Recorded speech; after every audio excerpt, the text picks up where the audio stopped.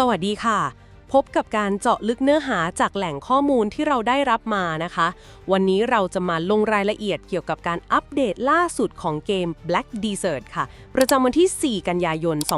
2568 ข้อมูลที่เราจะคุยกันวันนี้เนี่ยมาจากประกาศอย่างเป็นทางการของตัวเกมเลยนะคะเป้าหมายของเราวันนี้ก็คือกลั่นกรองข้อมูลสำคัญค่ะจากประกาศอัปเดตแล้วก็กิจกรรมต่างๆที่เข้ามาใหม่เพื่อให้เข้าใจว่ามีอะไรเปลี่ยนแปลงไปบ้างแล้วก็อะไรที่น่าสนใจเป็นพิเศษสำหรับนักผจญภัยใน Black Desert กันค่ะใช่ครับเราจะมาดูกันว่าอัปเดตครั้งนี้มีอะไรใหม่ๆที่น่าจับตาบ้างตั้งแต่กิจกรรมเฉลิมฉลองครบรอบ 2 ปี Crossplay ที่แบบของรางวัลนี้จัดเต็มมากๆไปจนถึงการปรับปรุงระบบครั้งใหญ่โดยเฉพาะเรื่องสมดุลใน PVP อันนี้น่าจะส่งผลกระทบต่อการเล่นพอสมควรเลยครับงั้นเรามาเริ่มกันที่ภาพรวมกิจกรรมก่อนเลยนะคะดูเหมือนว่าการฉลองครบรอบ 2 ปี Crossplay นี่จะเป็นธีมหลักของแพทช์นี้เลยมีกิจกรรมเข้ามาเยอะมากจริงๆค่ะถูกต้องครับเป็นช่วงเวลาที่ของแจกเยอะจริงๆใครที่แบบพักไปหรือกำลังหาจังหวะฟาร์มหนักๆนี่เป็นโอกาสดีเลยครับผมต่างชาติมาร่วมด้วยครับจุดสำคัญของไลฟ์สตรีมนี้ที่ไม่อยากให้พลาดเลยก็คือ Twitch Drops ครับแค่ดูไลฟ์ของครีเอเตอร์ที่ร่วมรายการครบ60 นาทีในช่วงเวลาที่จำกัดมากๆนะครับคือ 16.00 นถึงประมาณเกือบ 5 ทุ่มของวันที่ 6 กันยาจะได้รับกิจกรรมกล่องเลือกรับชุดพรีเมียมไปเลยอันนี้ถือว่าคุ้มค่ามากสำหรับคนที่อยากได้ชุดแฟชั่นใหม่ๆครับอ๋อต้องดูให้ครบชั่วโมงหนึ่งในช่วงเย็นวันนั้นเลยใช่ไหมคะใช่ครับเวลาค่อนข้างจำกัดนิดนึงแล้วในไลฟ์วันนั้นยังมีกิจกรรม OX Quiz Show ด้วยแข่งกันระหว่าง 3 ชั้นเรียน Calpeon Odrasia Grana อันนี้ต้องไปรับเควสเตรียมตัวที่เวเลียก่อนด้วยอ๋อคือไม่ต้องแย่งกันเข้ามางั้นเถอะแค่เลือกทีมเชียร์ให้ถูกก็พอใช่ครับประมาณนั้นเลยแล้วก็มีแข่งมินิเกมสนุกๆกับครีเอเตอร์ต่อด้วยอันนี้น่าจะเน้นเฮฮากันไปค่ะถัดมาเป็นไฮไลท์ที่ทุกคนรอคอยแน่นอนคือรางวัลเชื่อมต่อพิเศษแค่ล็อกอินเข้าเกมต่อเนื่อง14 วันตั้งแต่ 4 กันยาถึง 1 ตุลาก็รับของรางวัลทุกวันเลยครับใช่ครับแต่ที่เด็ดจริงๆคือรางวัลรวมเมื่อล็อกอินครบ14 วันของที่ให้มานี่มูลค่าสูงมากครับมีหินครอนรวมทั้งหมดถึง 3,500 อันโหเยอะมากครับแล้วก็มีคำแนะนำของบาว plus 150ซึ่งสำคัญมากสำหรับการตีบวกของโหดๆนะครับมีกล่องชาคาทูกล่องของขวัญพิเศษที่เปิดมาได้บาว plus 130กับหินครอนอีก500กล่องช่วยเสริมประสิทธิภาพ V และที่เด็ดสุดคือกล่องเลือกการเดินทางเจิดจรัสที่ให้เลือกระหว่างของดีๆอย่างหินครอน300ความทรงจำช่าง50หรือจะเลือกเป็นสาวใช้สัตว์เลี้ยงหรือขยายกระเป๋า16ช่องก็ได้อันนี้คือคุ้มค่าสุดๆเลยครับโอ้โหเลือกได้ด้วยดีจังค่ะแถมถ้าพลาดล็อกอินวันไหนไปช่วงสุดสัปดาห์ก็สามารถล็อกอินค้างไว้1 ชั่วโมงเพื่อรับของชดเชยย้อนหลังได้ด้วยสะดวกดีนะคะกิจกรรมต่อไปก็น่าสนใจไม่แพ้กันค่ะคือมีเค้กฉลองครบรอบ2 ปีไปเกิดตามพื้นที่ล่าต่างๆตั้งแต่วันที่4ถึง18 กันยายนพอเราไปตีเค้กแตกก็จะได้บัฟพิเศษที่ช่วยเพิ่มทั้งพลังโจมตีมอนสเตอร์อัตราดรอปแล้วก็น้ำหนักตัวนาน60 นาทีเลยครับแล้วก็ยังมีลุ้นดรอปหินคลอนกับของอื่นๆอีกด้วยนะนอกจากเค้กที่เกิดแบบสุ่มแล้วเนี่ยยังมีเค้กอีเวนต์พิเศษที่จะเกิดตามเวลาที่กำหนดวันละ3 ครั้งครับตอน 11 โมงเช้า 4 โมงครึ่งเย็นแล้วก็ 4 ทุ่มครึ่ง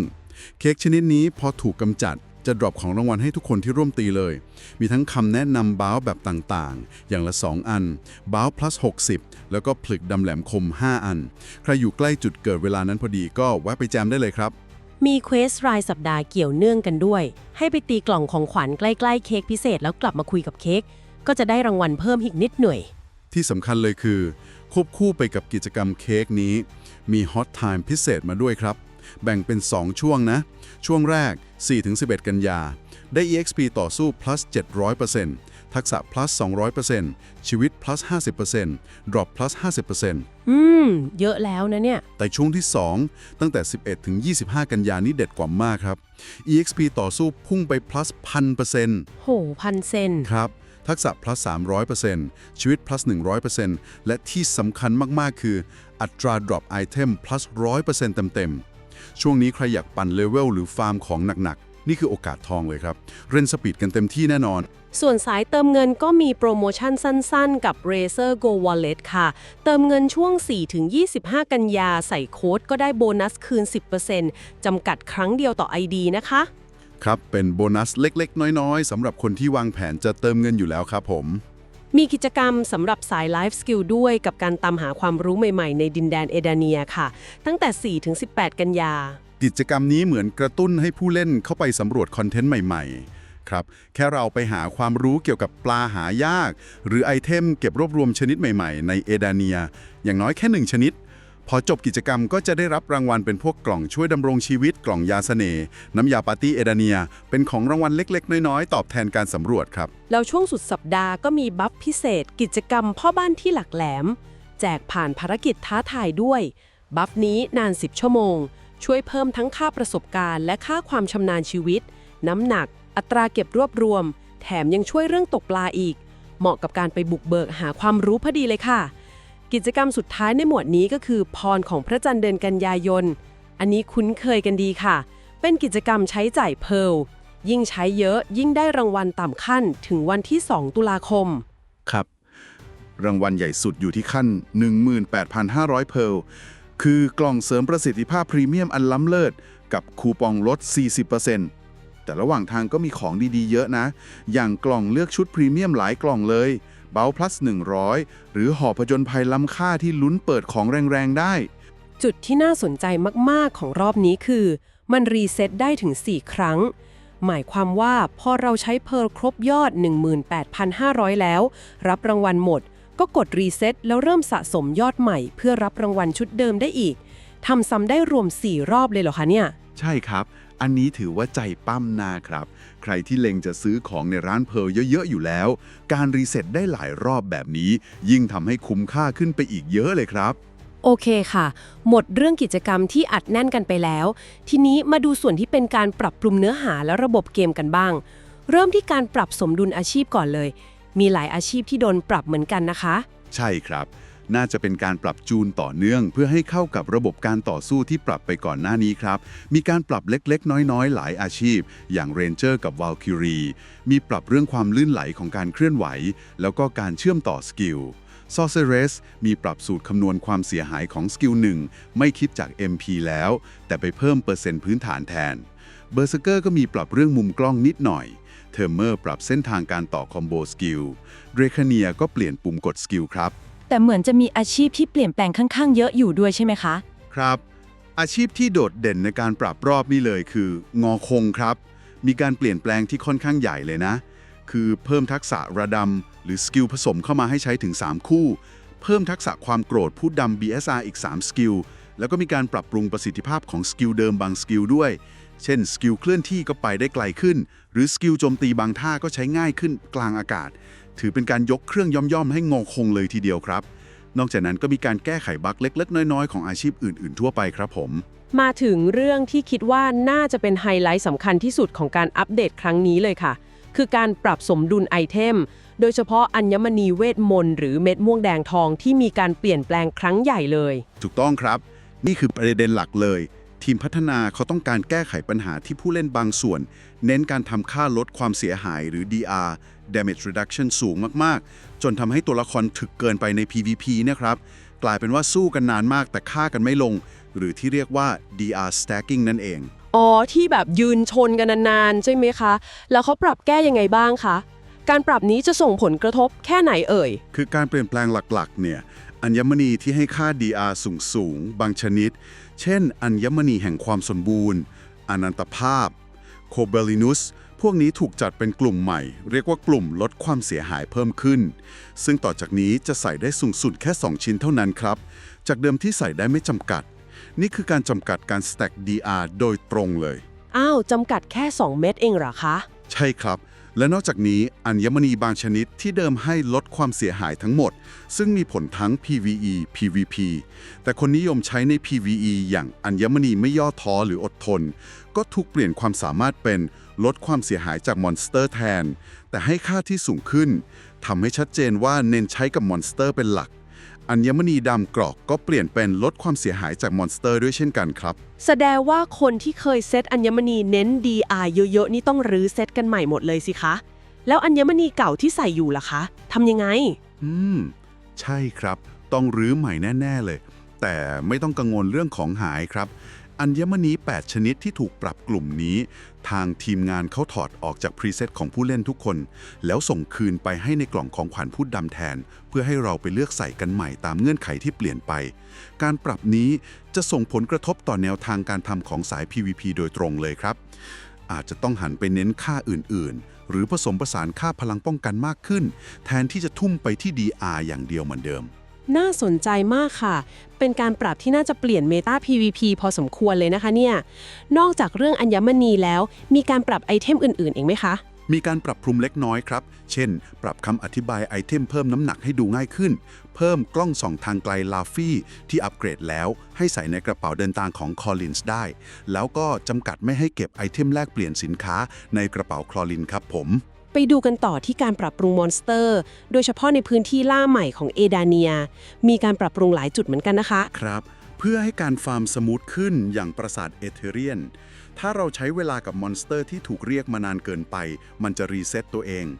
ปราสาทนิมฟามาเรมอนสเตอร์นาคาเกิดเร็วขึ้น AI ดีขึ้น และมีกลไกใหม่ที่น่าสนใจคือ ถ้ากำจัดนาคาทำพิธีได้ จะเป็นการดีบัฟลดพลังป้องกันมอนสเตอร์รอบๆช่วยให้เคลียร์ได้ไวขึ้นครับ อ๋อ มีแท็กติกเพิ่มขึ้นมา ครับ ส่วนปราสาทออร์บิต้ามีการปรับเงื่อนไขการเริ่มกลไกพิเศษของสุสาน แก้บั๊กปรับปรุง AI และการโจมตีของบอสกับมินิบอส ลดระยะการมองเห็นของยักษ์บางตัวด้วยครับ แล้วก็มีการแก้ไข UI ระดับมอนสเตอร์ให้แสดงผลถูกต้องด้วยใช่ไหมคะ แต่พลังโจมตีจำกัดเท่าเดิม ใช่ครับ แก้ไขแค่การแสดงผลเฉยๆ และที่สำคัญคือมีการลด HP ของบอสรายสัปดาห์ลูซากาที่นิมฟามาเรลง 20% ทำให้สู้ได้ง่ายขึ้นเล็กน้อยครับ ในส่วนของเควสและความรู้ ก็มีการเพิ่มเควสรายสัปดาห์ใหม่สำหรับพื้นที่ล่าเอดาเนียทั้ง 3 แห่ง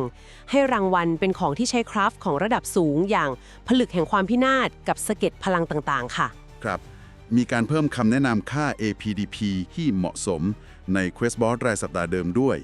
และที่หลายคนน่าจะชอบคือสามารถกดข้างคัดซีนตอนผลิตเกราะเอดาน่าได้ทั้งหมดแล้ว อันนี้ช่วยประหยัดเวลาได้เยอะเลยครับ อันนี้ดีเลยค่ะ กดข้ามรัวๆ มาถึงส่วนที่น่าจะมีผลกระทบอย่างมากต่อผู้เล่นสายกิลวอร์และ PVP นะคะ คือการเปลี่ยนแปลงในสงครามฐานและสงครามครอบครอง มีการปรับใหญ่หลายส่วนเลย ใช่ครับ ส่วนนี้มีการปรับโครงสร้างค่อนข้างเยอะ เริ่มตั้งแต่การจัดระดับของฐานต่างๆ ในสงครามฐานแบบครอบครองใหม่ทั้งหมดเลยครับ ระดับ 3 4 5 และปรับจำนวนคนเข้าร่วม รวมถึงระดับของฐานในสงครามฐานแบบก่อสร้างใหม่ทั้งหมดด้วย แบ่งตามวันและพื้นที่ อันนี้กิลด์ต่างๆ ต้องไปศึกษาตารางใหม่กันให้ดี เพื่อวางแผนการยึดครองครับผม แต่การปรับที่ดูจะส่งผลโดยตรงต่อการสู้รบเลยคือ การปรับค่าความสามารถจำกัดหรือ stat cap ใช่ไหมคะ และสงครามครอบครองแบบจำกัดระดับ 1 2 ใหม่ทั้งหมดเลย เพื่อให้สอดคล้องกับสูตรคำนวณความเสียหายใหม่ที่เพิ่งปรับไปก่อนหน้านี้ครับ แล้วปรับไปในทิศทางไหนคะ ยากขึ้นหรือง่ายลง แนวโน้มหลักๆ คือ ค่าความแม่นยำ accuracy ที่ต้องการเนี่ยลดลงเล็กน้อยในทุกระดับ แต่ค่าพลังป้องกัน โดยเฉพาะค่าลดความเสียหาย DR และอัตราหลบหลีก evasion rate ในบางกรณี ทุกปรับให้สูงขึ้นครับ ตัวอย่างที่ชัดเจนคือ ฐานระดับ 1 ที่หลายคนคุ้นเคยกันดี ตอนนี้ APDP แนะนำขยับขึ้นไปที่ 616 ครับ จากเดิมราวๆ550 โอ้โห ขึ้นเยอะเหมือนกันนะ ใช่ครับ แต่ความแม่นยำที่ต้องการลดลงนะ จาก